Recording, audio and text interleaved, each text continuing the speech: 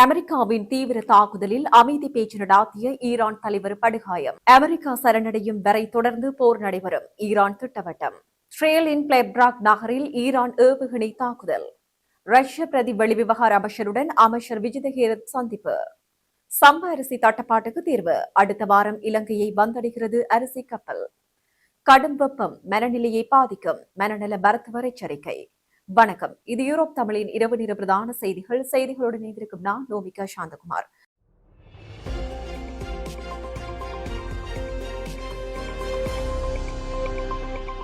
இனி தொடர்பான விரிவான செய்திகள். அமெரிக்கா இஸ்ரேல் கூட்டப்படைகள் நடாத்திய தாக்குதலில் ஈரானின் முன்னாள் வெளியுறவு அமைச்சர் கமல் கராக்ஷி உயிரிழந்துள்ளார். அமெரிக்க இஸ்ரேல் கூட்டப்படைகள் மற்றும் ஈரான் ராணுவத்துக்கிடையே 35வது நாளாக போர் நீடித்து வரும் நிலையில் ஈரான் முன்னாள் வெளியுறவு அமைச்சர் கமல் கராக்ஷி அமெரிக்க துணை ஜனாதிபதி JD வான்ஸுடன் அமைதி பேச்சுவார்த்தை நடாத்தி வந்தார். இந்த பேச்சுவார்த்தையில் முன்னேற்றம் ஏற்படும் என்று பெரிதும் எதிர்பார்க்கப்பட்டது. இந்த சூழலில் ஈரான் மீதான தாக்குதலை அமெரிக்கா இஸ்ரேல் கூட்டுப்படைகள் நேற்று முன்தினம் தீவிரப்படுத்தின. ஈரான் தலைநகர் டெக்ரானில் உள்ள கமல் கராசியின் வீட்டின் மீது தாக்குதல் நடத்தப்பட்டுள்ளது. அதில் அவர் படுகாயமடைந்துள்ளார். அவரது குடும்ப உறுப்பினர்கள் உயிரிழந்துள்ளனர் என தகவல்கள் வெளியாகியுள்ளன. அமெரிக்காவுடன் அமைதி பேச்சுவார்த்தை நடத்திய ஈரான் மூத்த தலைவரின் வீட்டின் மீது தாக்குதல் நடத்தப்பட்டிருப்பது பெரும் பின்னடைவாக கருதப்படுகிறது. மேலும் ஈரான் தலைநகர் டெக்ரான் அருகேயுள்ள தொழிற்சாலைகளை குறிவைத்து அமெரிக்கா இஸ்ரேல் போர் விமானங்கள் நேற்று அதிதீவிர தாக்குதல்களை நடாத்தியுள்ளன. இதற்கு பதிலடியாக மத்திய கிழக்கில் உள்ள அமெரிக்க ராணுவ மையங்களை குறிவைத்து ஈரான் ராணுவம் நேற்று ஏவுகணைகள் ட்ரோன்கள் மூலம் தாக்குதலை நடத்தியுள்ளது. மத்திய கிழக்கு பிராந்தியத்தில் அமெரிக்கா சரணடையும் வரை போர் தொடரும் என ஈரான் ராணுவம் திட்டவட்டமாக தெரிவித்துள்ளது. போரில் ஈரான் பலவீனமடைந்து வருவதாக அமெரிக்க ஜனாதிபதி டொனால்டு டிரம்ப் கூறியிருந்தமையை அடுத்து ஈரான் ராணுவம் இவ்வாறு கூறியுள்ளமை முக்கியத்துவம் வாய்ந்ததாக பார்க்கப்படுகிறது.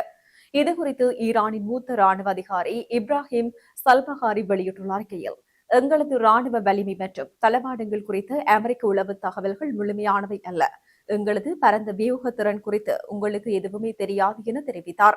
ஈரானின் ஏவுகணை உற்பத்தி தளங்களை அமெரிக்க படைகள் அழித்துவிட்டது என ட்ரம்ப் தப்பு கணக்கு போட வேண்டாம். எங்களது ஏவுகணை உற்பத்தி மையங்கள், நீண்ட தூரம் சென்று தாக்கும் திறன் கொண்ட ட்ரோன்கள், நவீன வான் பாதுகாப்பு அமைப்புகள், மின்னணு போர் முறைகளுக்கான கட்டமைப்புகள் என அனைத்தும் எவ்வித பாதிப்புமின்றி முழு அளவில் செயற்பாட்டில் உள்ளன. எனவே இதுபோன்ற தவறான அனுமானங்கள் நீங்கள் ஏற்கனவே சிக்கியுள்ள இக்கட்டான நிலையை மேலும் ஆழமாக்கும் என ஈரானின் மூத்த ராணுவ அதிகாரி இப்ராஹிம் சல்பஹாரி தெரிவித்துள்ளார். எங்களது ஏவுகணைகள், ட்ரோன்கள் மற்றும் போர் அமைப்புகளை கணக்கிட முயற்சி செய்து நேரத்தை வீணடிக்க வேண்டாம். அதில் தோல்விதான் ஏற்படும். அமெரிக்கா மற்றும் இஸ்ரேல் படைகள் மீது மிக வலுவான, பரந்த மற்றும் அழிவுகரமான தாக்குதல்கள் தொடரும். மத்திய கிழக்கு பிராந்தியத்தில் அமெரிக்கா அவமானத்தையும் நிரந்தர சரணாகதியையும் அடையும் வரையில் இந்த போர் தொடரும் என குறிப்பிட்டுள்ளார். ஈரானில் இருந்து ஏவப்பட்ட ஏவுகணை ஒன்று இஸ்ரேலின் மத்திய பகுதியில் இன்று அதிகாலை விழுந்து வெடித்துள்ளது. இந்த தாக்குதலால் அப்பகுதியில் பதற்றமான சூழ்நிலை நிலவுகிறது என தெரிவிக்கப்படுகிறது. ஈரானில் இருந்து ஏவுகணை ஏவப்பட்டதை ட்ரேடர் கட்டமைப்பு கண்டறிந்ததை தொடர்ந்து இஸ்ரேலிய பாதுகாப்பு தரப்பினரால் அவசர எச்சரிக்கை ஒன்று விடுக்கப்பட்டது.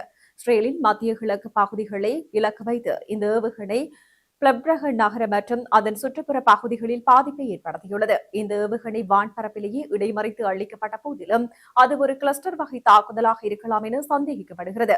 இதன் காரணமாக ஏவுகணையின் பாகங்கள் ஒரு பரந்த பரப்பளவில் சிதறி விழுந்துள்ளன.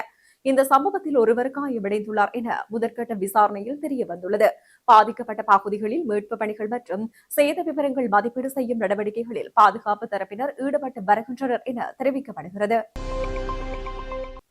இலங்கைக்கு உத்தியோகபூர்வ விஜயம் ஒன்றை மேற்கொண்டுள்ள ரஷ்ய பிரதி வெளிவிவகார அமைச்சர் ஆண்ட்ரே ருடென்கோ மற்றும் வெளிவிவகார வெளிநாட்டு வேலைவாய்ப்பு மற்றும் சுற்றுலாத்துறை அமைச்சர் விஜித ஹேரத் ஆகியோருக்கு இடையிலான சந்திப்பு கொழும்பில் அமைந்துள்ள வெளிவிவகார அமைச்சர் நடைபெற்றது.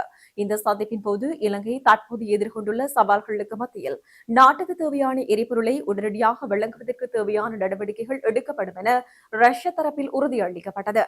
ரஷ்ய முதலீட்டாளர்கள் இலங்கையில் புதிய முதலீட்டு வாய்ப்புகளை கண்டறிவதை ஊக்குவிக்கும் ரஷ்யாவில் இருந்து இலங்கை வரும் சுற்றுலா பயணிகளின் எண்ணிக்கையை அதிகரிக்க முயற்சிப்பதாக பிரதிபலி விவகார அமைச்சர் குறிப்பிட்டுள்ளார்.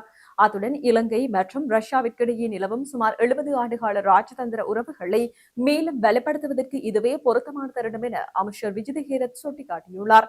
எதிர்காலத்தில் ரஷ்யாவுடன் நீண்டகால வர்த்தக உடன்படிக்கைகளை மேற்கொள்வதற்கு தேவையான நடவடிக்கைகள் எடுக்கப்படும் என்றும், குறிப்பாக எரிசக்தி துறையில் ரஷ்யா வழங்க முன்வந்துள்ள ஒத்துழைப்பு பாராட்டுக்குரியது என்றும் அமைச்சர் விஜித ஹிரத் இதன்போது தெரிவித்துள்ளார்.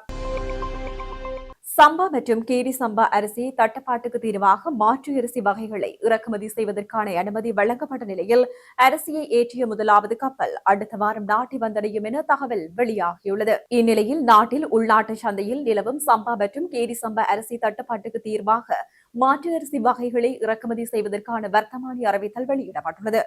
ஸ்ரீலங்கா ஜனாதிபதி அனுரகுமார் திசாநாயக்கவினால் கையொப்பத்துடன் இந்த வர்த்தமானி அறிவித்தல் வெளியிடப்பட்டுள்ளது. அதன்படி பொன்னி, சம்பா, பால் பொன்னி மற்றும் GR11 என அழைக்கப்படும் 11 வகைகள் இறக்குமதி செய்வதற்கே அனுமதி வழங்கப்பட்டுள்ளது. அதிகபட்சமாக 1040 மெட்ரிக் டன் அரிசியை இறக்குமதி செய்ய அமைச்சரவை கடந்த வாரத்தில் அனுமதி வழங்கியுள்ளது. இந்த நிலையில் அனுமதிக்கான அனுமதி குறித்து அத்தியாவசிய உணவுப் பொருட்கள் இறக்குமதியாளர்கள் சங்கத்தின் தலைவர் மேலும் தெரிவித்துள்ளார். கடும் வெப்பம் காரணமாக மன அழுத்தம், மனச்சோர்வு மற்றும் நிம்மதியற்ற நிலை போன்ற பாதிப்புகள் ஏற்படக்கூடும் என மனநல மருத்துவர் வித்யா விஜய பண்டார தெரிவித்துள்ளார். சுகாதார மேம்பாட்டு பணியகத்தில் நடைபெற்ற ஊடக சந்திப்பொன்றின் போதே அவர் இந்த விடயத்தை குறிப்பிட்டுள்ளார். அதிக வெப்பத்தினால் ஏற்படும் நீரிழப்பு மற்றும் ரசாயன மற்றும் ஹார்மோன் அளவுகளில் மாற்றங்கள் ஏற்படுத்தி ஒருவரின் மனநலத்தை பாதிக்கின்றது. மூளையில் உள்ள ரசாயனங்கள் மற்றும் ஹார்மோன்களின் தாக்கம் காரணமாக ஒருவரது மனநிலை வீழ்ச்சியடையக்கூடும் எனவும் குறிப்பிட்டுள்ளார். இரவு நேரங்களில் நிலவும் அதிக வெப்பம் தூக்கத்தை சீர்குலைப்பதோடு இது மேலும் மன அழுத்தத்திற்கு வழிவகுக்கின்றது. கடும் வெப்பமானது கவனக்குறைவு மற்றும் நினைவாற்றல் குறைபாடு போன்ற நிலைகளுக்கு இட்டுச் செல்லக்கூடும் என்றும் அவர் எச்சரித்துள்ளார். கடும் வெப்பத்தினால் நாட்பட்ட நோயாளிகள், சிறுவர்கள் மற்றும் முதியவர்கள், கர்ப்பிணி பெண்கள் அதிக ஆபத்தை எதிர்நோக்குவதாகவும் சுட்டிக்காட்டியுள்ளார். இதனால் வெப்பமான காலநிலையில் மது அருந்துவது மன உறுதியற்ற தன்மையை அதிகரிப்பதுடன் மன அழுத்தத்தையும் உண்டாக்கும் என்பதால் அதனை தவிர்க்க வேண்டும் என தெரிவிக்கப்பட்டுள்ளது. மனநலத்தை பேண தியானம் செய்தல், இசை கேட்டல் மற்றும் சூழலோடு இணைந்த செயற்பாடுகளில் ஈடுபடுவது அவசியமாகும். மனதை ஆரோக்கியமாக வைத்திருக்க இலகுவான உடற்பயிற்சிகளை மேற்கொள்ளுமாறு அறிவுறுத்தப்பட்டுள்ளது. செய்திகளின் நிறைவாக மீண்டும் தலைப்புச் செய்திகள். அமெரிக்காவின் தீவிர தாக்குதலில் அமைதி பேச்சு நடாத்திய ஈரான் தலைவர் படுகாயம். அமெரிக்கா சரணடையும் வரை தொடர்ந்து போர் நடைபெறும், ஈரான் திட்டவட்டம். இஸ்ரேலின் பிளெப்ராக் நகரில் ஈரான் ஏவுகணை தாக்குதல். ரஷ்ய பிரதி வெளிவிவகார அமைச்சருடன் அமைச்சர் விஜித ஹிரத் சந்திப்பு. சம்பா அரிசி தட்டுப்பாட்டுக்கு தீர்வு, அடுத்த வாரம் இலங்கையை வந்தடைகிறது அரிசி கப்பல். கடும் வெப்பம் மனநிலையை பாதிக்கும், மனநல மருத்துவர் எச்சரிக்கை.